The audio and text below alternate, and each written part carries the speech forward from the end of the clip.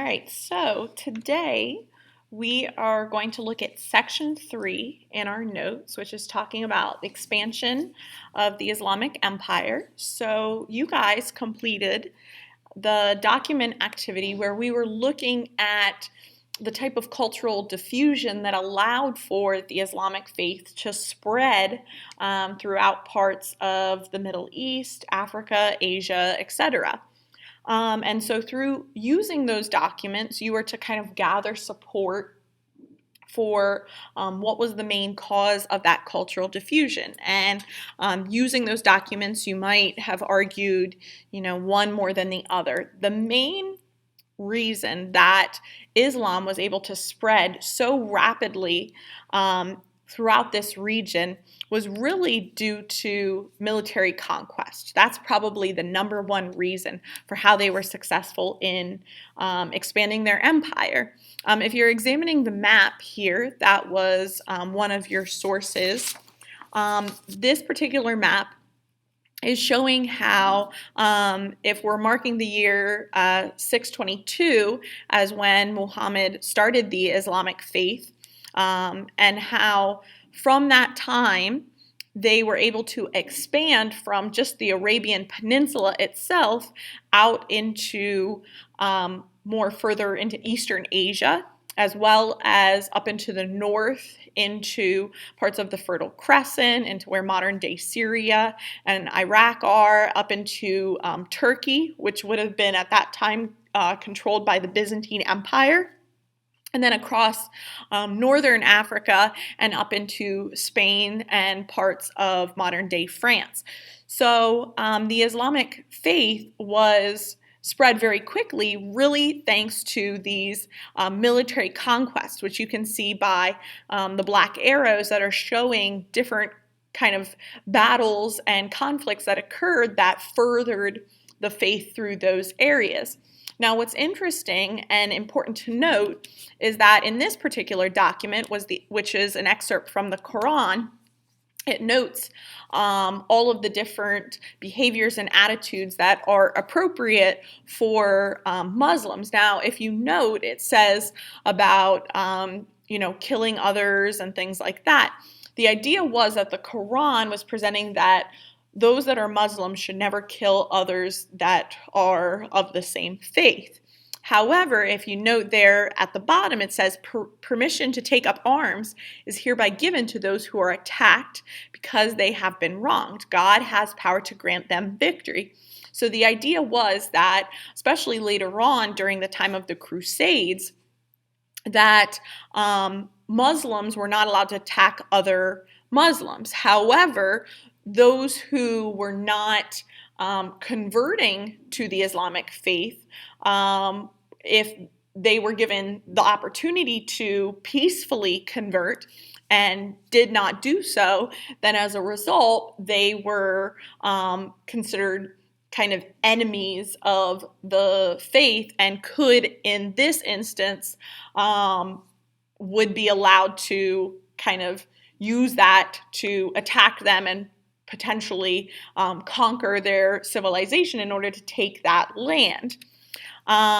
This particular document, one of these documents, is supporting that. It's talking about how, because of Ghazu, which is kind of these raids that they had oftentimes against many of the pagans within those regions. If you remember, we talked about how many of the tribal cultures within that region during that time were polytheistic. So the idea was that they would often go out and have raids against these kind of pagan individuals and try and convert them to their monotheistic, Islamic faith. And so that practice of attacking non-Muslims in areas of, the Arabian Peninsula, and then later kind of pushing and moving further up into parts of Persia, which is where modern-day Iran is, and Byzantium, which is where modern-day Turkey is. So the idea was then continuing that and pushing further into those regions, which is eventually what's going to occur. And so those little kind of raids turn into eventually full-blown military campaigns across the Middle East, North Africa, and into Spain. And so as a result, as they are expanding their territory, which they called caliphs or caliphates, they are going to start to kind of make that a part of their life and their practice. And so if you examine down number 3, it says to defend the lands of Islam and to protect them from intrusion so that people may earn their livelihood and travel at will without danger or to life or property. So first, that would outline the goal of protecting the territory that they had conquered and spread Islam to. And if you go down number 6, to wage what's called jihad, which is like a holy war against those who have, after being invited to accept Islam, and that was always the key. They would always present to this region, conversion to the faith first and foremost. But if they persisted in rejecting it, as it says here, until they either become Muslims or enter the pact so that God's truth may prevail over every religion, the idea was basically they needed to convert to Islam or accept kind of God's truth. And if not, then as a result, they would attack them and conquer them, and then they would be more or less forced to either convert and or pay taxes to the growing Islamic empire. So using those tactics, and this document also supports same thing, where the Muslims were this stronghold army that just continued to build and build and build and grow in size. And so they started to really dominate different societies. Like, for example, this Byzantine army, which was a large force, and the Muslim army that met them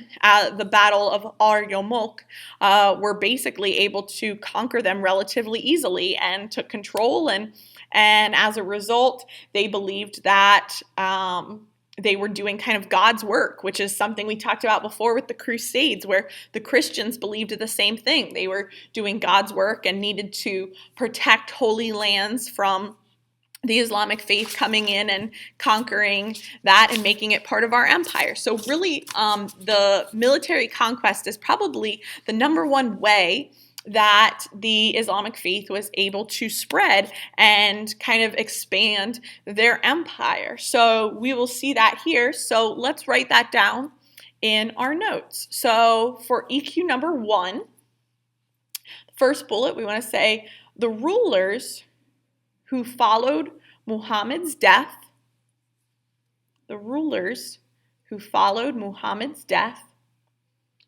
all were powerful military leaders.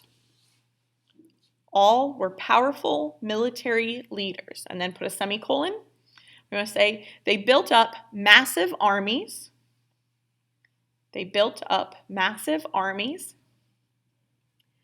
And began expanding into the surrounding areas.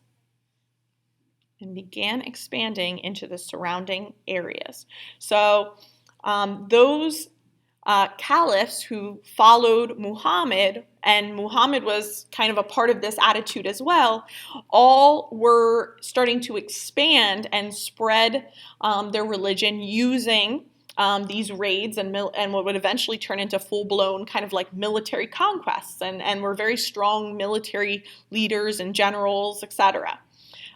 So one of the first that really kind of got this going was Abu Bakr. If you remember, he was the first caliph that was chosen, and so he started kind of the early expansion. So for our second bullet, we want to say under the rule of Abu Bakr, which is capital ABU space capital BAKR. The empire expanded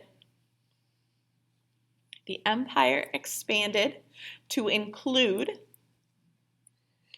Syria, SYRIA, Egypt, Egypt, comma, and the Persian Empire. And the Persian Empire, Persian. All right, so if you're looking up here at the map, all of the areas that are shaded in kind of the peachish color would all be areas that would start to come into the growing Islamic Empire under the rule of Abu Bakr. So relatively quickly, we see expansion occurring. Then in our next bullet, we want to say in the 700s, the growing empire would come under the Umayyad dynasty ruler. Umayyad is up on the screen near the top. Umayyad, the Umayyad dynasty ruler, and his name is at the bottom of the screen, Muwahhid of Syria. Muwahhid of Syria. And then put a comma, and we want to say who would continue to expand the empire. Who would continue to expand the empire into northern Africa,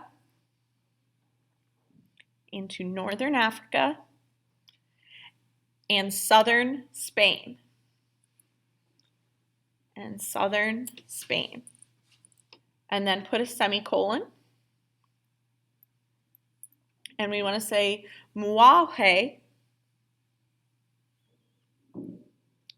also decided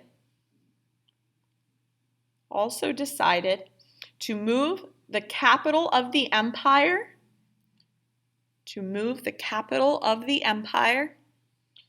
from Mecca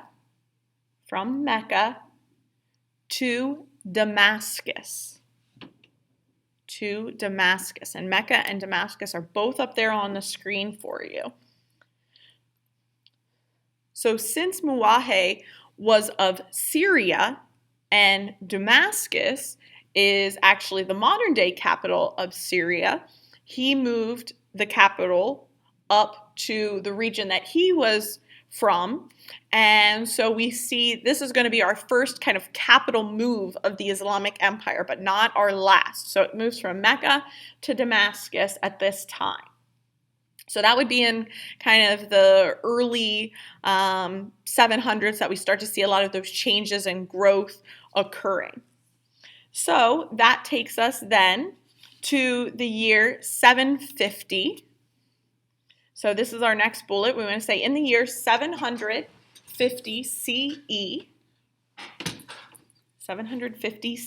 a new dynasty called the Abbasids took power. And Abbasid is up on your screen for you, called the Abbasids took power.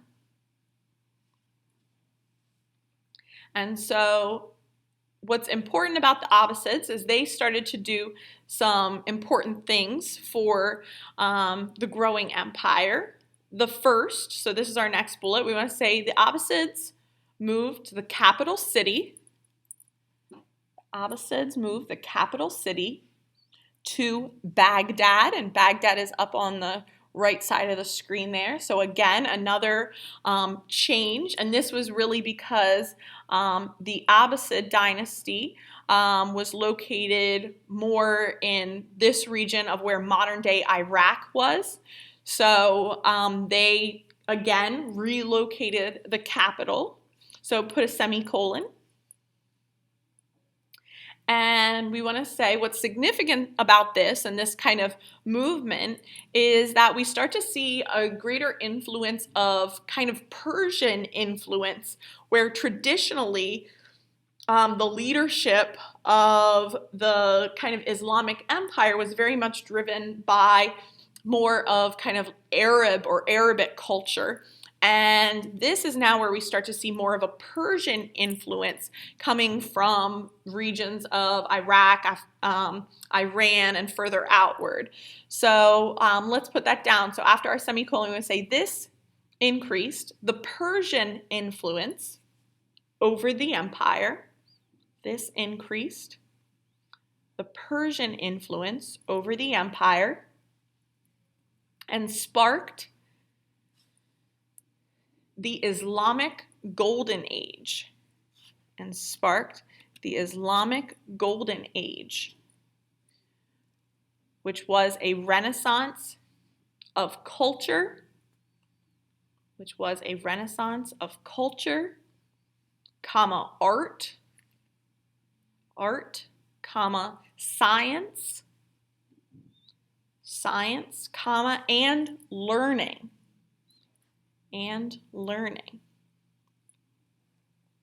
So during this time, there were many really significant changes that occurred within kind of the Islamic Empire at this time.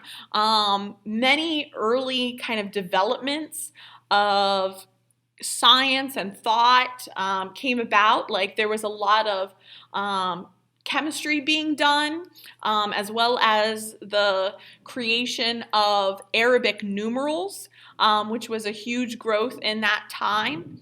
And they also had a lot of alternative energy sources that they started to examine, like the idea of wind and hydroelectric power. So they were way above what they were today, as well as a lot of new literature that was coming about, specifically a compilation of stories that are called the 1001 Arabian Nights, which is the inspiration for lots of interesting stories, like probably one that you're most familiar with, which is the story of Aladdin. So those types of things all were occurring at this time, which really sparked a lot of kind of interest and growth during this time period, and why it's referred to as kind of a golden age for the Islamic Empire. But after the Islamic Empire started to the decline of the Abbasid dynasty, the empire was going to kind of be broken down, and one of the groups that was going to still come about was a group that we've talked about before called the Seljuk Turks, which were important in the Crusades. So let's write this for our next bullet. So we want to say, after the decline of the Abbasids,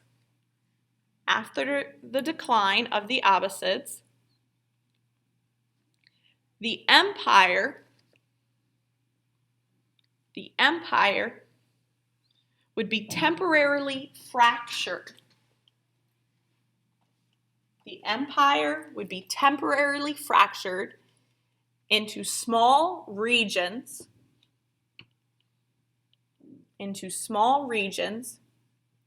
until the late 900s.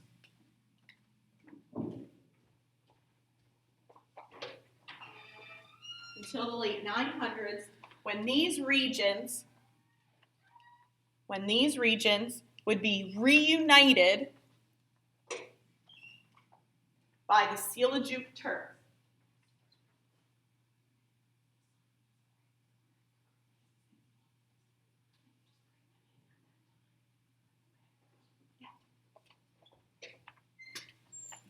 So the Seljuk Turks were, if you remember, a very strong militaristic group, and they are going to be able to reunite kind of, especially the more eastern part of the empire, and we're going to start to really go after many of those territories that they had previously controlled before, specifically controlling the city of Jerusalem. If you remember, that was one of the main regions that they wanted during the Crusades. So for our next bullet, let's write that down. We want to say the Seljuk Turks were a nomadic Seljuk Turks were a nomadic and powerful military group. Nomadic and powerful military group from Persia.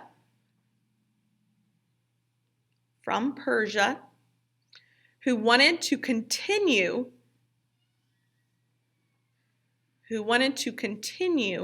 the growth of the empire.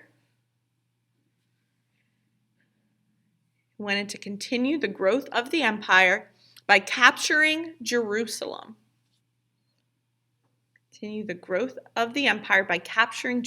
Semicolon. This sparked a series of holy wars.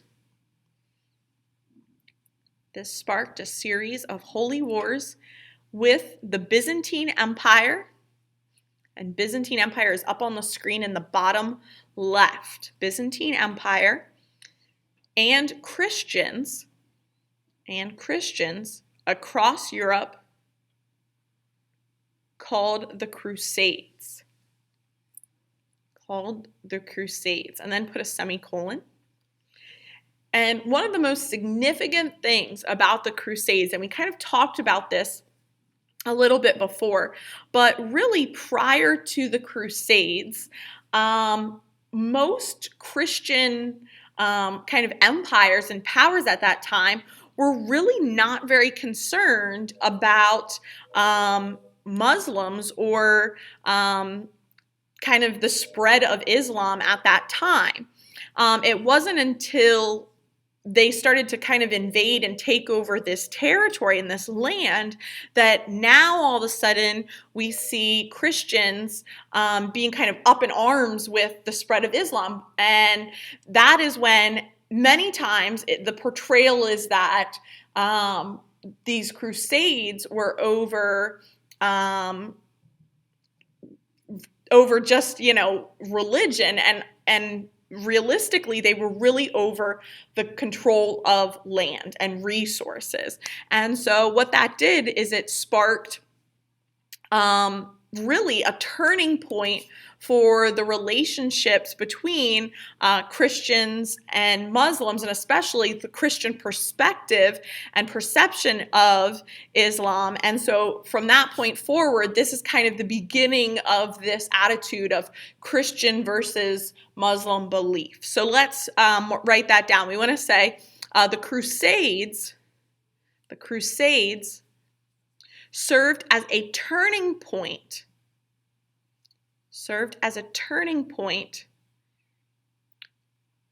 for Christian perception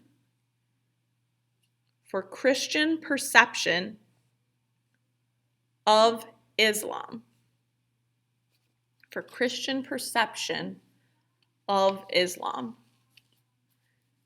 So this is really going to be where we start to see, the change in attitude and kind of negativity towards Islam at that time, all kind of stemming from the Crusades. So last bullet, we want to say that as the Crusades came to an end,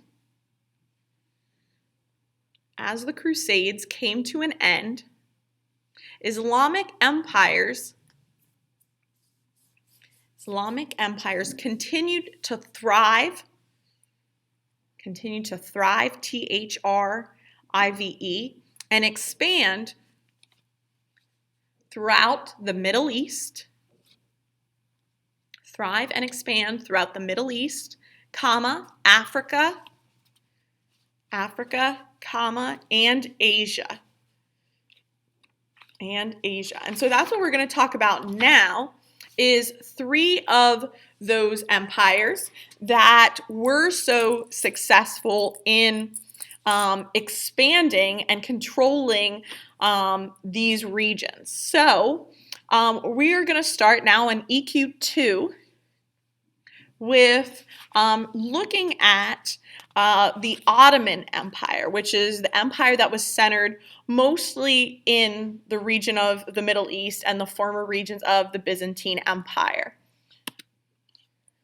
So make a little heading for yourself that says Ottoman Empire.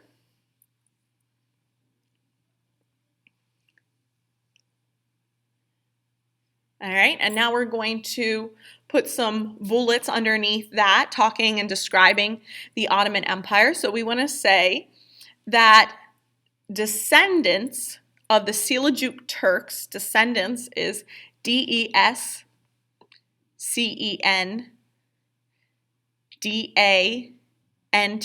descendants of the Seljuk Turks, which is just above in your notes.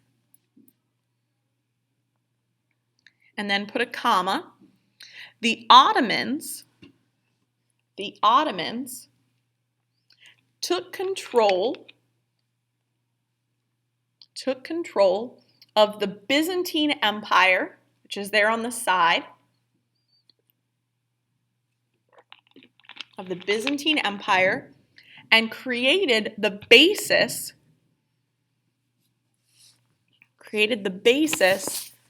for the Ottoman Empire. Created the basis for the Ottoman Empire. And then put a semicolon. And we want to say the empire extended to Hungary in the north, and Hungary is on your screen for you. Hungary in the north, comma, across northern Africa,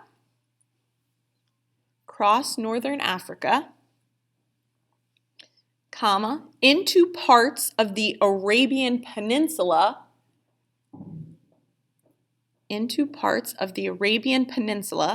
comma, and throughout Mesopotamia, which includes modern day Israel, Syria, and Iraq. So next thing is we want to talk about where the Ottoman Empire was really kind of like centered from. So for our second bullet, we want to say the empire was centered on Constantinople. The empire was centered on Constantinople, which the Muslims renamed Istanbul. Put a semicolon. So we've talked about Constantinople before, how it was the central location for the Byzantine Empire, and it was especially like a hub of the Eastern Roman Empire. So it was a very important city. So after the conquest of the former Byzantine Empire, Constantinople became Istanbul and became a central location for the Ottomans. And this is an incredibly important location because of its location along the water and all kinds of different things that the city has connections to, as well as like the Silk Road and all of those things. So trade is, and we'll talk about this later, going to be an integral part of the success of this empire. So after Istanbul, put a semicolon, and we want to say the rulers opened Istanbul. The rulers opened Istanbul to all religious groups.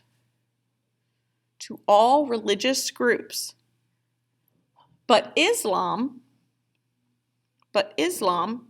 quickly spread throughout the region.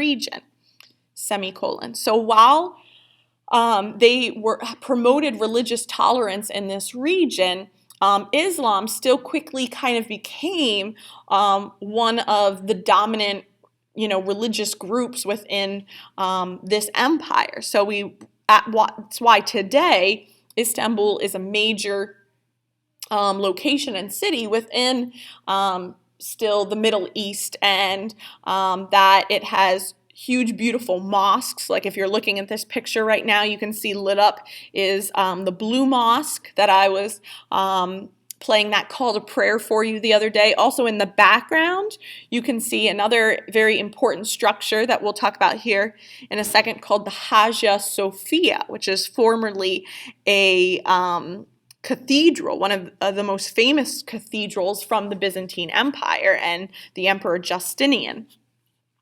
So after region, put a semicolon and let's write that down. We want to say the famous cathedral, Hagia Sophia, was converted to a mosque, during this time.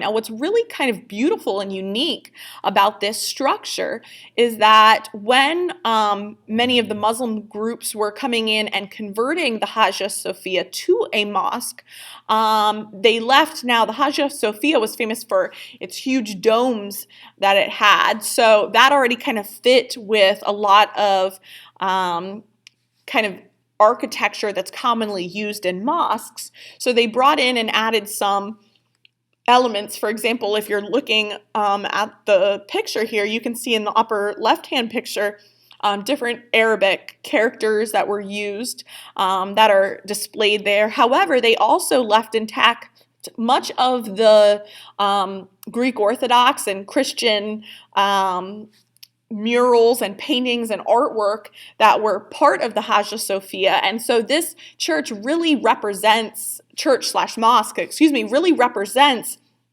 a blending of the two kind of traditions and faiths and art and culture. And so as a result, it just has a lot of beautiful imagery to it. So this structure is there today as well.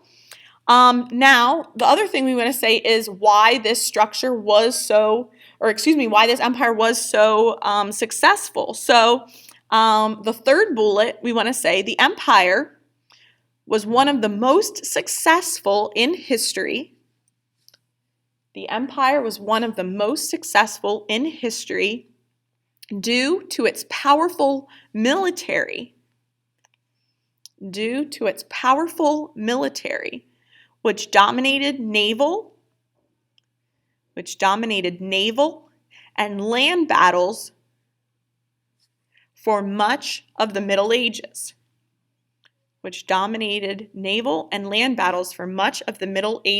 And even after that, the Ottoman Empire was a great, powerful force of military strength in this region in this time. Which made them kind of a stronghold, especially at such a prime location. Their practices and attitudes also made them very successful in this time. So after Middle Ages, put a semicolon when you say, its peaceful and tolerant leaders.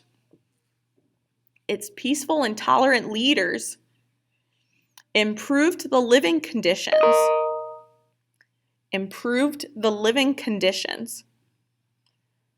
for many of the lower classes.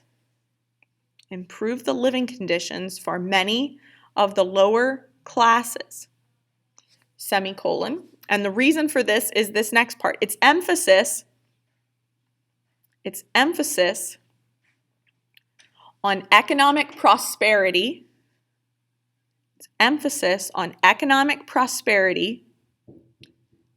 Within its agriculture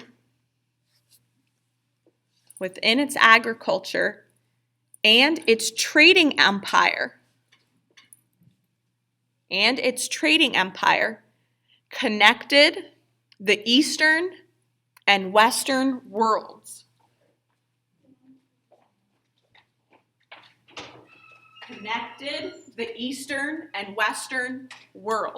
So because of its location and the fact that the Ottoman Empire was incredibly successful in growing agricultural products as well as the distribution of those products because of their location along the Silk Road, as well as its ability to kind of work with the West and trade in the Mediterranean, allowed for the Ottoman Empire to be incredibly successful in making money and spreading that wealth throughout its people and its military. And so for a very, very long time, the Ottoman Empire was incredibly successful and a powerful force in the Middle East, and they would continue to thrive until they would eventually fall and be broken apart, which occurred after World War I. If you remember, they were one of the powers fighting in that conflict, and so because they were on the losing side, their empire was basically deconstructed and split into a whole bunch of different regions of that time and countries today. So for the last bullet, we want to say the Ottoman Empire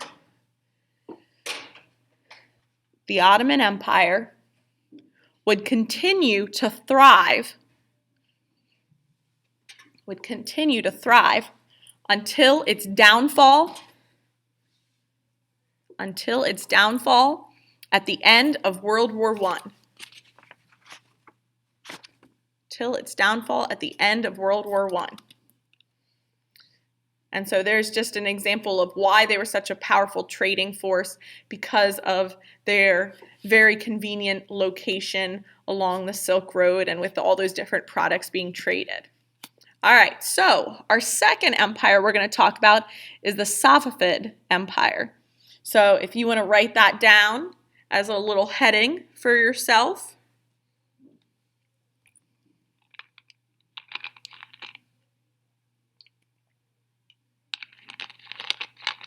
All right, so first bullet, we want to say after the fall of the Persian Empire, the Safavids with an S at the end of it, took control of the territory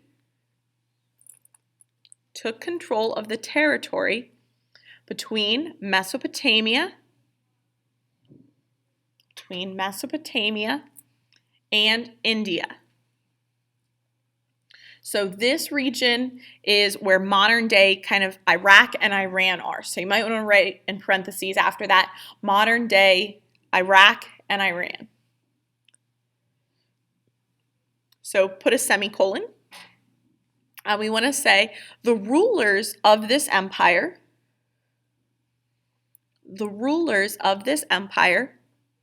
known as Shahs, which is there at the bottom of your screen, established Shiite Islam in this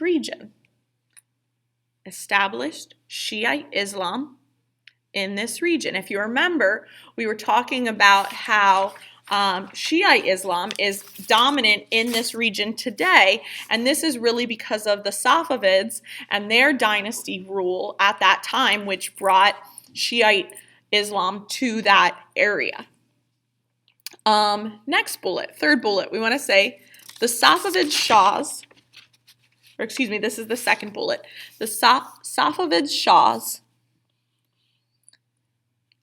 persecuted and executed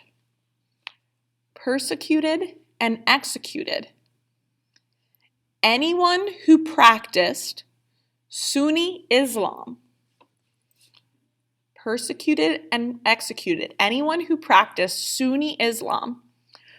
Which wiped out their population in that region.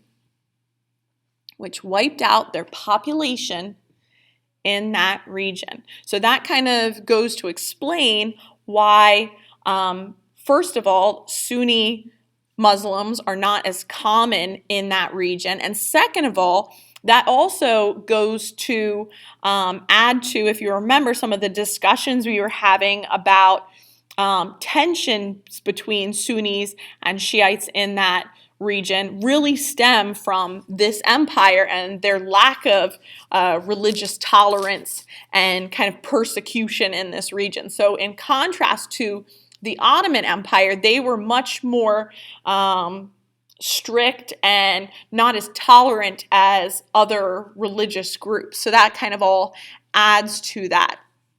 But something that's very unique about this culture is that they had a blending of kind of the surrounding cultures of these other regions. So that is our next bullet. We want to say this empire was unique this empire was unique in blending Persian,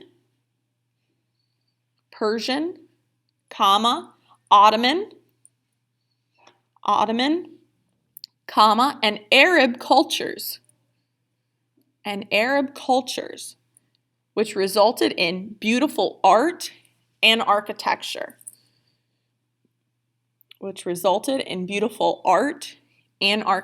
So that is one of the things that in this region really is something they are known for, is lots of really beautiful architectural structures and pieces of art, whether it be woven carpets or vases and pottery. This region has very distinctive kind of art and culture because it blended those other regions all around. And then finally, the last bullet we want to say is the Safavid Empire. The Safavid Empire would fall in the early 1700s.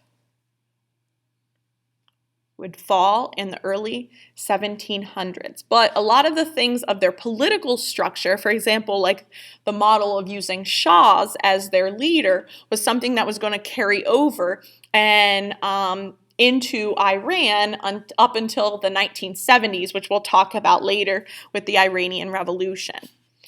So that we can see some influences there even into more modern times. All right, so that takes us to our last of the empires, which is called the Mughal Empire. So if you want to make a little heading for yourself in this question of the Mughal Empire. All right, and so for our first bullet, we're going to talk about where this is located. So we want to say the Mughals expanded into India.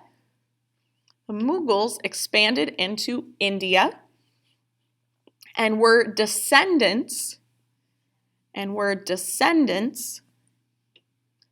of the Mongols of Central Asia. And Mongols is right there on the screen for you, right below. The Mongols of Central Asia. We're going to talk about the Mongol Empire in our next unit, but that was the empire that was led by the very famous military leader Genghis Khan, who had the largest continuous empire in history of the world. And so the Mughals were kind of descendants of his empire that had moved into this part of what's called the Deccan Peninsula, which is where modern-day India and Pakistan are located. So this is the region where they kind of inhabited and brought Islam to this region of India. Put a semicolon. And we want to say the Mughal Empire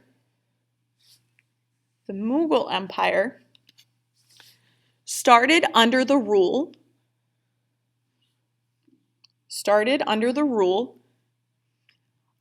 of the brilliant general Babur, which is up there on the screen for you, Babur. And then we want to say who controlled a powerful military.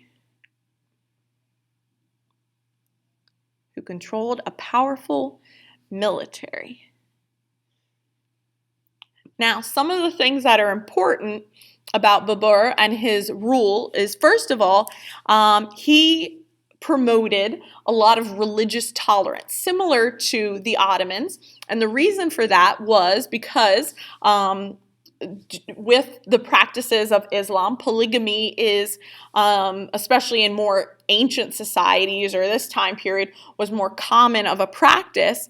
And so because of that, Babur had many different wives, and some of the wives had different religions and weren't all of them were not Muslim. And so because of that, he promoted religious tolerance. So for the second bullet, we want to say under his leadership,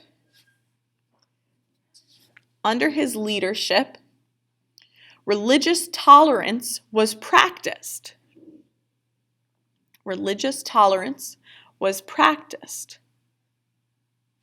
Semicolon. Other things about him, he unified 100 million people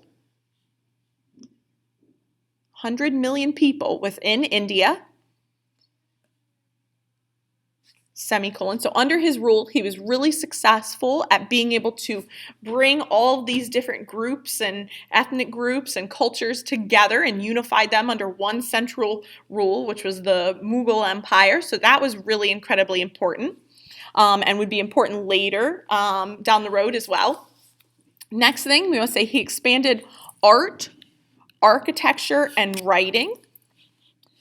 He expanded art, architecture, and writing, semicolon. And kind of in that same vein of spreading a lot of cultural change, one of the most famous structures that was part of his creation was the Taj Mahal. Now, this would be something that would be built later on by his grandson called Shah Jahan, who built this beautiful kind of palace slash mausoleum in remembrance of his favorite wife. So, but we still want to note it as part of this empire. So we want to say the Taj Mahal, which is up there on the screen for you. The Taj Mahal was built, which is an iconic building, in India. So that was incredibly important as well. Now, one of the other things we should note about this empire is something that occurred towards the end of the empire, which is going to set up something we're going to discuss and learn more about later on in our India unit, which was some of the imperialism that would occur there. So for our last bullet, we want to say that towards the end of their empire,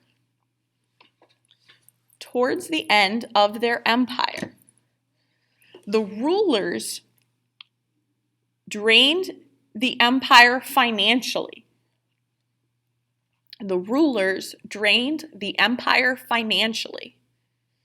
Semicolon. As a result, European traders paid the rulers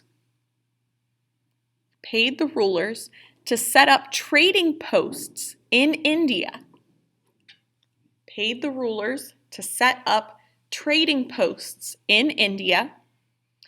And trade Indian resources back to Europe.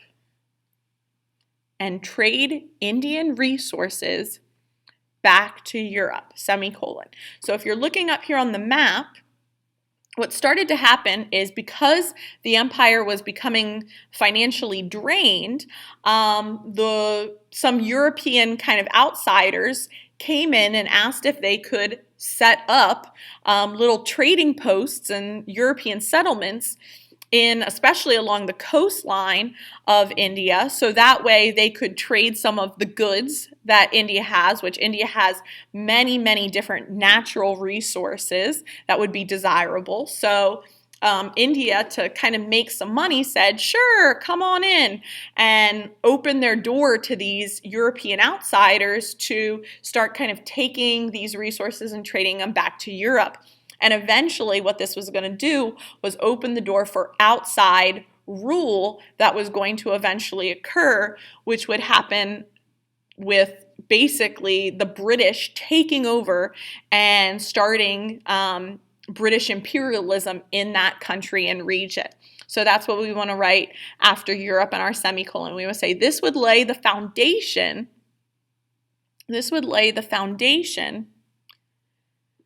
for the impending, the impending British imperialism.